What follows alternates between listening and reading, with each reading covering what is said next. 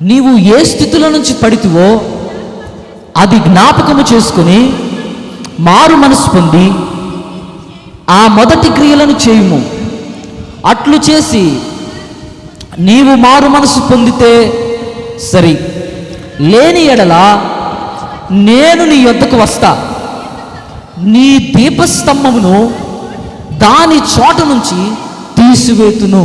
అసలు ఎంత భయంకరమైన మాట మాట్లాడుతున్నాడు తెలుసా? హలో, నీవు నన్ను ఒకరోజు ప్రేమించి నా దగ్గర ప్రేమ కలిగి ఉండి ఎన్నో కార్యాలు పొందావు చూసావా, ఎన్నో అద్భుతాలు చూసావే, ఆ ప్రేమలోనికి నువ్వు రాలేదనుకో, ఆ తొలిటి ప్రేమలోనికి రాలేదనుకో, నేనే వస్తాను నీ దగ్గరికి. నేను వచ్చి నీ ఇంట్లో దీపస్తంభం పెట్టింది నేనే కదా. చీకటితో నింపబడి వచ్చినప్పుడు ఆ చీకటి పోవడానికి దీపస్తంభం నిలబెట్టి ఒక్కొక్క దివిటికి ఒక్కొక్క అద్భుతంగా మార్చి నిన్ను వెలిగించానే. ఎవరైతే నిన్ను దీపస్తంభం నీ కుటుంబంలో పెట్టానో నేనే వస్తా, ఆ దీపస్తంభాన్ని తీసి పడేస్తాను. ఆయన వెలుగుతూ ఉన్న కుటుంబాన్ని ఆర్పేస్తే ఎంత దారుణంగా ఉంటుందో తెలుసా? నువ్వు క్షణక్షణం పరిగెత్తేటట్లు మారుస్తాడు ఆయన.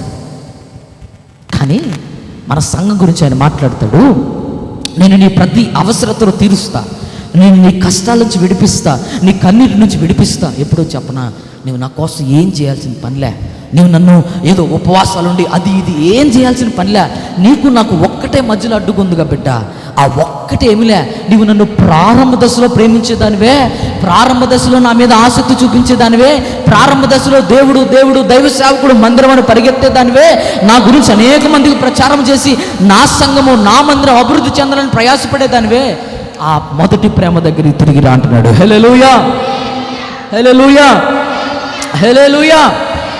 ఒక కుమారుడంట ఒక తండ్రి దగ్గరికి వచ్చి ఒక అవసరత అడిగాడంట. తండ్రి, ఇదిగో నాకు ఇంత డబ్బు కావాలి అని అడిగాడంట. ఆ డబ్బు అడిగితే తండ్రి అన్నాడంట, అరే నీకు ఈ డబ్బు ఇవ్వడానికి నా దగ్గర సామర్థ్యం ఉంది, సామర్థ్యం ఉన్నప్పటికీ నీకు ఇప్పుడు ఇస్తే దీన్ని పాడు చేసేస్తావు, ఇది నీ సమయం కాదు, నా సమయంలో నీవు అడిగింది నేను ఇస్తా, కంగారు పడమాక కొద్ది దినాలు ఆగు అన్నాడంట. అనంటే ఈ కుమారుడు 2 రోజులు చూశాడు, 3 రోజులు చూశాడు, మరలా అడిగాడంట. మరలా అడిగితే ఆ తండ్రి అంటున్నాడు, ఇదిగో నేను చెప్పా కదా ఒకసారి నీకు, నేను ఇచ్చేదాకా ఆగమన్నా కదా, నువ్వు కొద్ది దినాలు ఎదురు చూడు, కంగారు పడమాక అనంటే ఆ కుమారుడు కోపం వచ్చేసింది ఆ తండ్రి మీద. ఈ తండ్రి ఏంటి, నేను ఎన్నిసార్లు అడిగినా ఇవ్వట్లేదు అని చెప్పి ఏం చేశాడో తెలుసా? ఆ తండ్రితో ఇప్పుడు దాకా ఆ తండ్రి కుమారుడికున్న సంబంధం ఏంటో తెలుసా? ఉదయాన్నే లేవగానే ఆ తండ్రి దగ్గరికి వచ్చేవాడంట. ఆ తండ్రి తలుచుకుని, daddy I love you daddy అని చెప్పి తన తండ్రిని కలిసి తన తండ్రిని చూసి, తన తండ్రిని చూసిన తర్వాతే బయటకు వచ్చి తన పనులు చేసుకుని ఏమి చేయాలన్నా తన తండ్రి చుట్టే తిరిగేవాడంట. అంతగా ప్రేమించేవాడు తన తండ్రిని. ఎప్పుడైతే ఆ తండ్రి తను అడిగింది ఇవ్వలేదో, ఆలస్యం చేసుకుంటూ వచ్చేసాడో, తన స్నేహితులందరూ అంటున్నారంట, ఏందిరా మీ నాన్నను అడుగుతున్నావు, ఇస్తాడన్నావు, మీ నాన్న ఖచ్చితంగా చేస్తాడని చెప్పావు, ఇప్పుడు నీ తండ్రి చెయ్యట్లేదా, నేను ప్రేమించట్లేదేమో నీ తండ్రి అని చుట్టూ ఉన్న స్నేహితులందరూ మాట్లాడుతుంటే ఆ మాటలకు బాధపడిపోయాడు. ఆ బాధ అంతా కూడా కొద్ది దినాలకి బాధపడి అది తన తండ్రి మీద కోపంగా మారిపోయి, ఈ తండ్రి నాకు వద్దే వద్దు అని చెప్పి ఆ తండ్రితో ఆ తొలిటి ఉన్న ప్రేమ నుంచి వీడు దూరంగా వచ్చేసాడంట. ఇప్పుడు ఏం చేస్తున్నాడు, ఏమి చేయాలన్నా తన తండ్రి దగ్గరకు వచ్చేవాడు కదా, ఉదయం లేకుండా తన తండ్రి చుట్టూ తిరిగేవాడు కదా, ఇప్పుడు తన తండ్రిని జ్ఞాపకం చేసుకోవట్లేదంట. ఏదో లెగుస్తున్నాడు, పొద్దున్నే లెగుస్తున్నాడు, తన స్నేహితులతో పడికలిసి కాలేజీకి వెళ్ళిపోతున్నాడు. ఇప్పటిదాకా అన్ని మాట్లాడుకొని అన్ని ముచ్చటించుకునే ఆ తల్లి బిడ్డ కాస్త ఇప్పుడు ఆ తండ్రికి ఆ కుమారుడికి చాలా గ్యాప్ వచ్చేసింది. ఆ తండ్రి భోజనం చేస్తుంటే తను రావట్లేదంట, ఆ తండ్రి మాట్లాడదామని చూస్తుంటే తను రావట్లేదంట, తన తండ్రికి దూరంగా వెళ్ళిపోతూ ఉన్నాడనంట. అలా దూరంగా వెళ్ళిపోతూ ఉంటే కొద్ది దినాలు భరించాడు తండ్రి. ఒకనాడు వెళ్ళి వీడు స్కూటర్ మీద వెళ్తా ఉంటే ఆ స్నేహితులందరితో పాటు కలిసి వెళుతూ ఉంటే ఆ ఏదైతే ఆ తన తండ్రి వద్దన్నాడో అలాంటి చెడు తిరుగులు వద్దన్నా సరే ఆ తండ్రి మీద కోపంతో ఆ చెడు తిరుగులకు అలవాటు పడిపోయి వెళ్తా ఉండి ఒక ప్రాంతానికి వెళ్ళిపోయి గుద్దుకొని పడిపోయాడనంట. పడిపోతే ఆ ప్రాంతంలో హాస్పిటల్లో జాయిన్ చేశారు, కాలు ఇరిగిపోయింది. అడిగి ఇరిగిపోతే తన తండ్రికి చెప్పారు. పరిగెత్తుకుంటా ఆ తండ్రి వచ్చి ఆడి దగ్గర కూర్చొని ఉన్నాడనంట. అక్కడ కూర్చొని ఉన్నాడు. ఇతనికి మెలకు వచ్చేసింది. మెలకు వస్తే ఇటు పక్క చూస్తే తన తల్లి ఉంది, ఆ పక్కన చూస్తే తన అక్క ఉంది, తన మిత్రులు ఉన్నారు, ఇటు పక్క చూస్తే తన తండ్రి ఉన్నాడంట. వెంటనే తన తండ్రిని చూసి వెంటనే ముఖం తిప్పేసుకున్నాడంట. ముఖం తిప్పేసేసుకొని మాట్లాడటం ఇష్టం లేనట్టు పెట్టేశాడంట. ఇంకా తన తండ్రికి దుఃఖం ఆగలేదు. కానీ రాగక ఆ కుమారుని ఇలా చేయి పట్టుకొని అంటున్నాడంట, అరే నేను ఏం చేశాను రా, నీకు అడిగింది ముందుగానే ఇస్తే ఇలా నష్టంలోకి వెళతామని తెలిసి, నీకు డబ్బులు ఇస్తే ఇలా నష్టంలోనికి వెళ్ళి శ్రమల్లో పడతామని తెలిసి, నీ తండ్రిగా నిన్ను కాపాడుకోవాలి కాబట్టి నీవు అడిగినప్పటికీ ఇంకొంచెం సమయం ఉందని ఆపానురా. అది తెలుసుకోలేదు పోయావు నువ్వు. నేను నీకు చేసిన పాపం ఏంటి? నీకు నాకైనా గొడవ ఏంటి? నీవు అడిగింది నేను ఆలస్యం చేశాననే. అరే, నాకున్నదంతా నీదే కదా, నీదే కదా ఇదంతా. నేను నువ్వు అడిగింది ఆలస్యం చేశానని నన్ను ప్రేమించినట్లు, మొదట ప్రేమించినట్టు ప్రేమించడం మానేసావే. ప్రారంభ దశలో డాడీ డాడీ అనుకుంటూ తిరిగేవాడివి, నన్ను పక్కన పెట్టేశావే బిడ్డ. నేను నీకేమంత అన్యాయం చేశానురా. నీవు అడిగింది ఆలస్యం చేశానేమో, నిన్ను కొన్నిసార్లు గద్దించి మాట్లాడానేమో, అంత మాత్రానికి తండ్రిని విడిచిపెట్టేస్తావా అని ఆ తండ్రి ఏడుస్తా ఉన్నాడంట. నీకు మాట చెప్పనా, ఆ హాస్పిటల్ బెడ్ మీద ఏడుస్తా ఉన్న తండ్రి ఎవరో తెలుసా? నిన్ను ప్రేమించి నిన్ను రక్షించిన పరమందున్న తండ్రి. హల్లెలూయా, హల్లెలూయా.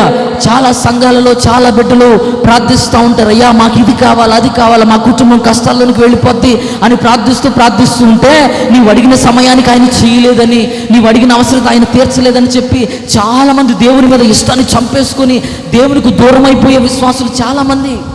ఈరోజు ఆయన వాక్యం ద్వారా ఒక మాట గద్దిస్తే, అమ్మ నీ జీవితం ఇలా ఉంది, మార్చుకోమ్మా అని ఒక తండ్రిలా చెప్తే, ఆ తండ్రి మాట కూడా మా గురించే మాట్లాడాడు, మమ్మల్ని అన్నాడు, ఎవడో చెప్పాడేమో ఆయనకి అని చెప్పి ఆ తండ్రి మీద కోపంతో మనసులో బాధను పెట్టేసుకొని, ఆ బాధతో ఆ తండ్రికి, ఆ దేవునికి, ఆ సేవకునికి దూరముగా ఉండే విశ్వాసులు చాలామంది. నా దేవుడు అంటాడు, ఆ తండ్రి హాస్పిటల్ బెడ్ మీద ఆ బిడ్డతో అంటున్నాడు, అరే నీ మంచి కోరేవాడిని కాబట్టే కదరా నిన్ను గద్దించాను, నేను నీ మంచి కోరేవాడిని కాబట్టే కదా నిన్ను గద్దించా, నీకు ఇప్పుడు ఇస్తే నష్టపోతావని నాకు తెలుసు కాబట్టే కదా నీకు ఇవ్వలేదు, నీ మంచి కోరేవాడిని కాబట్టే కదా నిన్ను ఇంతలా నడిపిస్తే ఈరోజు నన్ను కాదని తిరుగుతూ ఉన్నావేమో. ఈరోజు నా దేవుడు మాట్లాడుతున్నాడు, నీ అవసరతలు తీర్చే తండ్రి ఈరోజు నీతో మాట్లాడుతున్నాడు. హల్లెలూయా. ఆయన అంటున్నాడు, అయ్యా నా అవసరం తీర్చబడట్లేదు, నా జీవితం మార్చబడట్లేదయ్యా అని నువ్వు ఏడుస్తూ ప్రార్థన చేస్తున్నావేమో. నా దేవుడు అంటున్నాడు, నీ అవసరం తీర్చడానికి నీ కళ్ళ ముందే ఉన్నాను నేను నీ ముందుంటే కార్యం జరగదు. నేను నీలో రావాలని ఆశపడుతున్నా, నీ ద్వారా మేలు చేయాలని ఆశపడుతున్నా. నేను నీలోకి రావటానికి నీకు నాకు అడ్డుగోళ్ళ ఒకటి మిగిలిపోయింది. ఒకనాడు పరిగెత్తేదాన్ని చూసావా, ఒకనాడు పరిగెత్తేవాడు చూసావా, ఒకనాడు నా గురించి అందరిగా ప్రచారం చేసేసి వచ్చేటప్పుడల్లా రా రా రా రా అందరిని పోగేసుకునేదానివే. ఆ ప్రేమ, తొలిటి ప్రేమ కోల్పోయావేమో. నన్ను అంతగా ఇప్పుడు ప్రేమించట్లేదు, అందుకనే నీ దగ్గరికి రాలేకపోతున్నా. నేను వస్తే నీకు అవసరత అనేది లేకుండా చేస్తాను నీకు. హల్లెలూయా. నీవు ప్రార్థించక మునిపే నీ జీవితంలో నీవు అడిగినవన్నీ చేస్తాను. హల్లెలూయా, హల్లెలూయా. ఒకనాడు ఒక తండ్రి తన కుమారుడికి ఇదే చెప్పాడంట, డాడీ డాడీ నాకు ఇది కావాలంటే నేను పోరా, అన్నున్నాడు, అన్నయ్య అడగట్లేదు, నువ్వెందుకు అడుగుతున్నావురా బాబు అనంటే వాడు అన్నాడంట, ఈ ఆస్తులో నాకు కూడా వాటా వస్తుంది కదా, నాది నాకు ఇచ్చే వెళ్ళిపోతాను అన్నాడంట. నాది నాకు ఇచ్చేయి, నేను వెళ్ళిపోతా, నాది నేను ఖర్చు పెట్టుకుంటా అన్నాడు. కానీ ఏం చేయాలో అర్థం కాక ఆ తండ్రి కూర్చోబెట్టి వాడికి ఇచ్చేసాడు. వాడు వెళ్ళేటప్పుడు ఎలా వెళ్ళాడో తెలుసా? ప్రశస్తమైన విలువైన వస్త్రాలు ధరించుకొని వెళ్ళాడు. వాడు వెళ్ళేటప్పుడు ఎలాడో తెలుసా? తన చేతులన్నిటికీ బంగారు రింగులతో వెళ్ళాడు. తను వెళ్ళేటప్పుడు ఎలా వెళ్ళాడో తెలుసా? ముఖమంతా ఒక రాజకుమారుడు వలె మెరుచుకుంటా వెళ్ళిపోయాడు. అలా వెళ్ళిపోయి తను అనుకుంటున్నాడు, నా తండ్రి నన్ను ఇలా తిట్టాడు, నా తండ్రి నన్ను ఇలా అన్నాడు, నేను అడిగింది ఆలస్యం చేశాడు, ఇప్పుడు గొడవ పడి నా తండ్రికి నేను దూరంగా వచ్చేసా, నా బ్రతుకేదో నేను బ్రతుకుతా, నా ప్రయత్నాలు ఏదో నేను చేసుకుంటానని ఆ డబ్బులు తీసుకొని వెళ్ళిపోయాడు. తన స్నేహితులతో కలిసి తాగటం తిరగటం మొదలు పెట్టేశాడు. జోదం ఆడుతూ ఉన్నాడు, అంత చేస్తూ ఉన్నాడు. కొద్ది దినాలకి ఏమైపోయింది? ఆ డబ్బు అయిపోయింది, తన దగ్గర ఉన్నదంతా కోల్పోయాడు. చివరికి అక్కడ పని ఇక్కడ పని ఇక్కడ పని చేసుకుంటా చివరికి అన్నం తినే స్థితి లేక, ఒక్క పూట భోజనం పెట్టేవాడు లేక చివరికి వెళ్ళిపోయి పందుల దొడ్డి దగ్గరికి వెళ్ళి ఆ పందుల దొడ్డి యజమానుడితో అడుగుతున్నానంట. ఎవరో ఒకనాడు రాజకుమారుడిగా బ్రతికిన వాడు, ఒకనాడు ప్రశస్తమైన వస్త్రములను వేసుకొని బయటకు వచ్చిన వాడు, తన దగ్గర ఎంతో సంపదను తీసుకొని తన తండ్రి తోడుండగా తన అవసరాలన్నీ తీర్చుకున్నవాడు, తన తండ్రి ఏ అవసరం వచ్చినా తన తండ్రి దగ్గరికి వెళ్ళినవాడు, ఇప్పుడు తన తండ్రి ఆలస్యం చేశాడని ఒక మాట అన్నాడని తన తండ్రి దగ్గర తను కలిగి ఉన్న తొలిటి ప్రేమను విడిచిపెట్టేశాడు. తన తండ్రి మీద ఉన్న ప్రేమను విడిచిపెట్టి అంతా విడిచిపెట్టి ఇప్పుడు తిరిగి ఒక్క పూట తన కడుపు నింపుకోవటానికి ఏమీ లేక పందుల పొట్టు దగ్గరికి వెళ్ళి, ఆ పందుల దొడ్డి దగ్గరికి వెళ్ళి ఆ యజమానుతో అంటున్నాడు, అయ్యా నీ దగ్గర ఏమైనా పనుందా? ఒక్క పూట పనుంటే ఇవ్వయ్యా అని చెప్పి ఆ పందుల దొడ్డులో పని చేయటానికి వెళ్ళిపోయాడు. వెళ్ళిపోయి పని చేస్తూ ఉన్నాడు. భోజనం పెట్టేవాడు లేరు అతనికి. తన తండ్రితో ఉన్నంతకాలం, తన తండ్రితో ప్రేమ కలిగి ఉన్నంతకాలం తనకి ఆకలి వెయ్యక ముందే ఆ పని వారందరూ తెచ్చి అనేకమైన భోజనాలు పెడతా ఉండేవాళ్ళు. తను వద్దన్నా సరే రకరకాలన్నీ పెడతా ఉండేవాడు. తినేవాడు, పని చేసే పని లేదు, చక్కగా తిరుగుతా అందరి ముందు వెళ్తా ఉంటే, ఆ వీధుల్లో నడుస్తూ ఉంటే అందరూ నమస్కారం చేస్తూ ఉండేవారు ఆ కుమారుడికి. ఇప్పుడు ఆ తండ్రి ఆలస్యం చేశాడని ఒక మాట అన్నాడని వెళ్ళిపోయి ఇప్పుడు అనేక మంది పనివారికి యజమానుడైన వాడు ఇప్పుడు ఒక పందుల దొడ్డికి యజమానుడైన వాడితో కూర్చొని, అయ్యా నీ పందుల దొడ్లో ఒక్కరోజు పని అయ్యా అని అడుక్కొని అక్కడ కూర్చొని ఆ పందులను కాస్తూ ఉంటే, ఆకలేస్తే భోజనం పెట్టేవాడు లేడు, తన అవసరాలు తీర్చేవాడు లేడు. ఆ బట్టలన్నీ మాసిపోయి, ముఖమంతా ఆ రాజరికం పోయి మలినమైపోయినట్లు ఉంది తన శరీరం అంతా. అలా ఉంటే ఆకలేస్తూ ఉంది అతనికి. ఆకలేసేటప్పుడు ఇంకో మాట చెప్తాను విను. తనతో కూడా ఇదే మాట మాట్లాడాడు ఆ పందుల దొడ్డులో. ఇదిగో, నీవు నా కోసం ప్రయాసపడ్డావు, బాగానే ఉంది, నీవు నా కోసం ఎంతో సహించావు, బాగానే ఉంది, అంత సహించావు, కానీ నీవు నా మీద కలిగి ఉన్న తొలిటి ప్రేమ లేదు బిడ్డ ఈరోజు నీ దగ్గర. తొలిటి నన్ను ఎంతో ప్రేమించేవాడివే, ఆ ప్రేమ లేదు ఈరోజు నీ దగ్గర. ఇప్పుడు ఆ ప్రేమ ఉంటే నువ్వు నా కుమారుడివి కదా, నీవు ఎవరి దగ్గరికి వెళ్ళాల్సిన పని ఏంటి? అది గుర్తొచ్చింది. అది గుర్తొచ్చిన తన మనసులో ఒక భయం వచ్చేసిందంట. ఏంటి? తన తండ్రికి కుమారుడుగా వచ్చాడు కదా, ఇప్పుడు ఆ కుమారుడు వచ్చిన ఆ స్థాయిని విడిచిపెట్టేశాడు. ప్రశస్తమైన వస్త్రం ఉందా? లేదు. తనకు కావలసిన అందం ఉందా? శరీరం అంతా మలినముతో అయిపోయింది, మలినమైన వస్త్రాలతో నింపబడిపోయి ఉన్నాడు.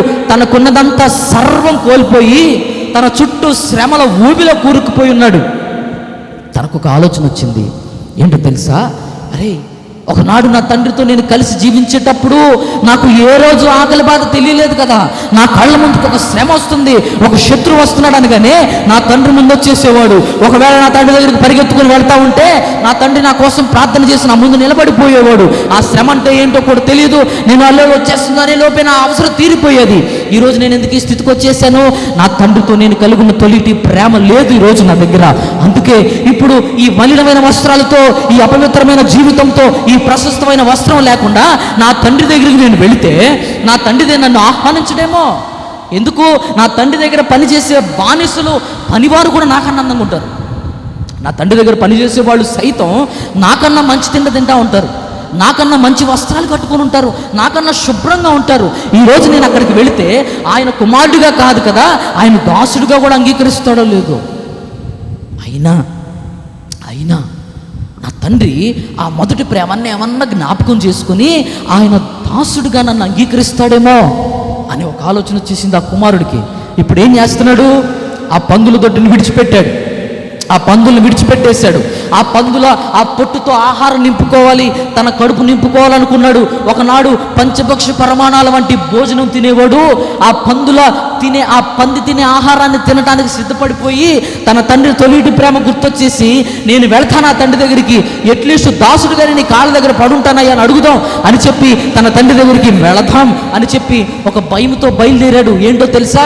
నా తండ్రి నన్ను ఆహ్వానిస్తాడో లేదో, నా తండ్రి నన్ను అంగీకరిస్తాడో లేదో, నేను ఈ మలినమైన వస్త్రాలతో ఉన్నా కదా, ఇంతకాలం నా తండ్రికి దూరం అయిపోయా కదా, ఇంతకాలం నా తండ్రిని కాదు ఏదేదేదేదో చేసేసి నష్టాలు మూట కట్టుకొని ఇప్పుడు ఏం చేయాలో తెలియక అన్ని కోల్పోయాక వెళ్తున్నాను కదా, ఇప్పుడు నన్ను అంగీకరిస్తాడో లేదో అని భయంగా వెళ్తున్నాడు. నీకు మాట చెప్పనా?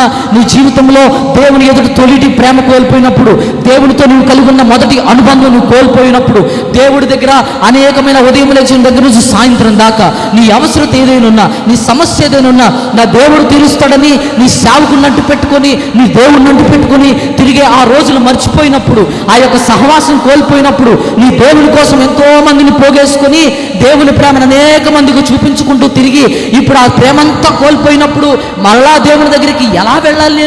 నేను ఆ ప్రేమను కోల్పోయా కదా, ఆ యొక్క సహవాసం కోల్పోయా కదా, ఇప్పుడు మరలా నా దైవజనుడు ఏమంటాడో, ఆ దేవుడు నా ప్రార్థన అంగీకరిస్తాడో లేదో అని చెప్పి నువ్వు వేదన చెందుతూ అలా కూర్చొని ఉన్నావేమో. ఈ మాట గుర్తుపెట్టుకో, ఆ యొక్క తప్పిపోయిన కుమారుడు కూడా అలాగే ఉన్నాడు. నీకు మాట తెలుసా? నా దేవుడు నీ మీద ఏ వస్త్రం ఉందో చూసేవాడు కాదు. హల్లెలూయా. నీవు మంచిగా ఉన్నావా లేదా చూసేవాడు కాదు. మనుషులందరూ ఏమ్మా ఇన్ని రోజులు ఏమైపోయావు, మందిరం గుర్తురాలేదా, దేవుడు గుర్తురాలేదా అని అంటారేమో. నా దేవుడు అలా అనేవాడు కాదు. బిడ్డ, ఇన్ని రోజులు నేను గుర్తురాలేదా?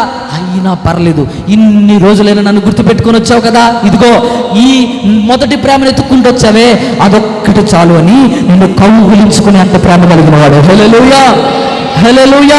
ఆ యొక్క తప్పిపోయిన కుమారుడంట నీలాగే భయంగా అయ్యా, మొదటి ప్రేమను కోల్పోయా, మొదటి ఆసక్తి లేదు, మొదటి ఆనందం లేదు, మొదటి నీతో గడిపే అనుబంధం కోల్పోయాను నేను, ఇప్పుడు నా తండ్రి ఆహ్వానిస్తాడో లేదో అని చెప్పి అల్లంత దూరం నుంచి నడుచుకుంటూ వస్తూ ఉంటే ఆ రోడ్లో ఎప్పటిదాకా ఆ బిడ్డను చూసి నమస్కారాలు చేసిన వాళ్ళు వీళ్ళందరూ. ఆ యొక్క యజమానుడి యొక్క కుమారుడు వీళ్ళకి తెలుసు. కానీ అతని వస్త్రాలు చూశారు, అతడు మలినమైపోయిన దేహాన్ని చూశారు. ఇవన్నీ చూసి ఎవరు అతన్ని గుర్తుపట్టలేదు. ఎందుకు? ఒకనాడు ఆ కుమారుడు ఆనందంగా ఉండేవాడు, మంచిగా ఉండేవాడు. ఇప్పుడు ఆ కుమారుడు మలినమైపోయాడు, ఆ ప్రశస్తమైన వస్త్రం లేదు అతనికి. ఇప్పుడు మనుషులందరూ కూడా తను చేసిన పాపపు జీవితాన్ని, తన మలినమైపోయిన దాన్ని గుర్తుపెట్టుకొని వాళ్ళకి అదే కనిపిస్తుంది. కానీ ఆ ప్రశస్తమైన వస్త్రం కోల్పోయి మలినమైపోయిన వస్త్రం లోపల దాగి ఉన్నాడే కుమారుడు, ఆ కుమారుడు కనపడట్లా. ఎవరు అతన్ని పట్టించుకోవట్లే. అలా ఎవడో అడుక్కునేవాడు వస్తున్నాడేమోలే అన్నట్లు ఆ వీధి నుంచి అలా వస్తూ ఉంటే అతన్ని ఎవ్వరు పట్టించుకోవట్లే.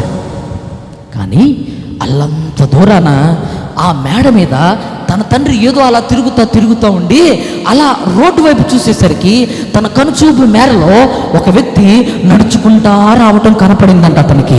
అలా నడుచుకుంటా వస్తూ ఉంటే అతనికి ఈ మనుషులు ఏం చూస్తున్నారు? మలినమైపోయిన బట్టలే కదా, మలినమైపోయిన శరీరమే కదా, తన మలినమైపోయిన జీవితాన్ని చూస్తున్నారు. ఒక అడుక్కు తినేవాళ్ళగా ఉన్నాడు కదా. వీళ్ళందరికీ ఒక లేమి స్థితిలో ఉన్నవాడు, దీన స్థితిలో ఉన్నవాడు కనపడితే అల్లంత దూరంలో ఉన్న తన తండ్రికి మాత్రం అరే వీడు నా కుమారుడు కదా అని ఆ కుమారుడు కనపడుతున్నాడు ఆ మలినమైన వస్త్రాల వెనుక. హల్లెలూయా, హల్లెలూయా. ఆ మలినమైన వస్త్రాల వెనుక తన కుమారుడు చూసి వీడే వస్తాడులే, వాడే వస్తాడులే, రాని అన్నీ కోల్పోయినట్టున్నాడు, నాకు వ్యతిరేక వెళ్ళి బాగైంది, వీడికి నష్టాల్లో పడిపోయాడు, అప్పుల్లో కూరుకుపోయాడు, అన్ని ఇబ్బందికరమైన పరిస్థితులు, హాస్పిటల్ చుట్టూ తిరుగుతున్నాడు, వీడికి ఇంతే కావాలా అని అనుకోవట్లేదు ఆ తండ్రి. ఆ చుట్టూ ఉన్న మనుషులందరూ అలాగే అనుకుంటున్నారు. కానీ ఆయన మాత్రం అనుకోవట్లా. ఆయన ఏం చేస్తున్నాడు తెలుసా? ఆయనకి అంతమంది పని వాళ్ళు ఉన్నారు కదా, అంతమంది పని వాళ్ళు ఉంటే ఒక నాయకుడు వాళ్ళందరి ముందు దర్జాగా నడుస్తాడు కదా. ఇప్పుడు అంత దూరంలో తన కుమారుని చూసి తన స్థాయిని మర్చిపోయాడు, తనకున్న హోదాను మర్చిపోయాడు, తనకున్న డబ్బును మర్చిపోయాడు. ఇప్పుడు ఏం చేస్తున్నాడో తెలుసా? అంతమంది పనివారి ముందు ఒక చిన్న పిల్లవాడు ఎవరో పరిగెడతా వెళ్తున్నాడంట. హల్లెలూయా. అరే నీ యొక్క బానిసలు ఏమనుకుంటారు, నీ దాసులు ఏమనుకుంటారు? ఒక నాయకుడు అయిన నీవు వాళ్ళ ముందు చిన్నపిల్లలా పరిగెడితే ఎట్టా అని అనుకుంటారు కదా. అది ఏమీ పట్టించుకోవట్లా. ఒరి మీరు ఉన్నాడ్రా బాబు, అల్లంత దూరాన తప్పిపోయాడే నా కుమారుడు, మొదటి ప్రేమను విడిచిపెట్టి వెళ్ళాడే, ఆ కుమారుడు నా దగ్గరికి వస్తున్నాడు, అదొక్కటే చాలు. నా దగ్గరికి రావాలని ఆశ మరలా కలిగింది నా కుమారుడికి, అదొక్కటే చాలు. ఇంకా నన్ను నా కుమారుని ఏది వేరు చేయలేవని అల్లంత దూరంలో తన కుమారుని చూసి పరిగెత్తడం ప్రారంభించేశాడు. హల్లెలూయా, హల్లెలూయా. అలా పరిగెత్తుకుంటూ వెళ్ళిపోయి తన కుమారుడి దగ్గరికి వెళ్తా ఉంటే తన కుమారుడు ఏమనుకుంటున్నాడు తెలుసా? నా తండ్రికి నేను దూరం అయిపోయాను, మలినంగా ఉన్నా. నా తండ్రి చూస్తేనేమో అంత దుర్జాగా ఉన్నాడు, ఆయన చూస్తేనేమో ప్రశస్తమైన వస్త్రాన్ని వేసుకున్నాడు, తన బంగారంతో అలంకరించబడ్డాడు, ఇంత పవిత్రంగా ఉన్నాడు నా తండ్రి. ఇప్పుడు నా తండ్రి తొలి ప్రేమకు దూరం అయిపోయి నేను ఇప్పుడు అపవిత్రం అయిపోయినా నా తండ్రి నన్ను పట్టుకుంటాడా? నా తండ్రి నన్ను కౌగిలించుకుంటాడా? నా తండ్రి వచ్చి నా చేయన పట్టుకుంటాడా? నాకు రాగానే నా తండ్రి కాళ్ళ మీద పడిపోతాం అని ఫిక్స్ అయిపోయాడు. నా తండ్రి కాళ్ళ మీద పడిపోయి, తండ్రి నన్ను క్షమించు, నేనేం చేయలేకపోతున్నాను, నన్ను ఎట్లీస్ట్ దాసుడిగా అంగీకరించు అని చెప్పి ఫిక్స్ అయిపోయాడు. నీ జీవితంలో దేవుని దగ్గరికి వచ్చి అలసిపోయి ఇంకేమీ చేయలేనప్పుడు, అయ్యా నా జీవితంలో ఈ ఒక్క సహాయం చేయి, ఇంకా ఎప్పటికీ నిన్ను విడిచిపెట్టుకోను అయినా, నాకు నా కుటుంబం అవసరాలు ఎందుకు తీర్చబడట్లేదు, నాకు తెలియట్లేదు, నా జీవితం ఎందుకు ఇలా అయిపోయింది అర్థం కావట్లేదు అని ఏడుస్తూ ఉంటావే. అలాగా కుమారుడు ఏడుస్తూ ఉంటే ఆయన అనుకుంటున్నాడు, తండ్రి రాగానే ఏం చేద్దాం అనుకుంటున్నాడు? పడిపోదాం, కాళ్ళు పట్టుకొని క్షమించమని అడిగేద్దాం, రబ్బాయి ఏదైతే అయిందో నాకు ఒక్క పూట భోజనం పెట్టి చాలు అనందాం అని అనుకుంటా ఉన్నాడు. ఆ తండ్రి పరిగెత్తుకుంటా వస్తున్నాడు, ఈ కుమారుడు మాత్రం తలదించుకునే వస్తున్నాడు. ఆ తండ్రి వస్తూ వస్తూ వస్తూ వస్తూ తనకు కనపడుతుంది ప్రశస్తమైన వస్త్రం కోల్పోయిన కుమారుడు కనపడుతున్నాడు. మలినమైన వస్త్రంతో నింపబడిన వాడు, ముఖమంతా కూడా మట్టి మలినంతో నింపబడిపోయి ఒకనాడు ఆరోగ్యకరంగా వెళ్ళినవాడు అనారోగ్యంతో వస్తున్నాడని కనపడినప్పటికీ ఆ కుమారుని పట్టుకుంటే నేను మలినమైపోతాను కదా అని ఆ తండ్రి కనపడుతున్నప్పటికీ ఉన్నప్పటికీ ఆ తండ్రికి ఇవేమీ కనపడకుండా నా కుమారుడు నా మొదటి ప్రేమను వెతుక్కుంటా వస్తున్నాడని పరిగెత్తుకుంటా వెళ్ళిపోయి అతని మీద పడి అతనిని ముద్దు పెట్టుకున్నాడంట. హల్లెలూయా.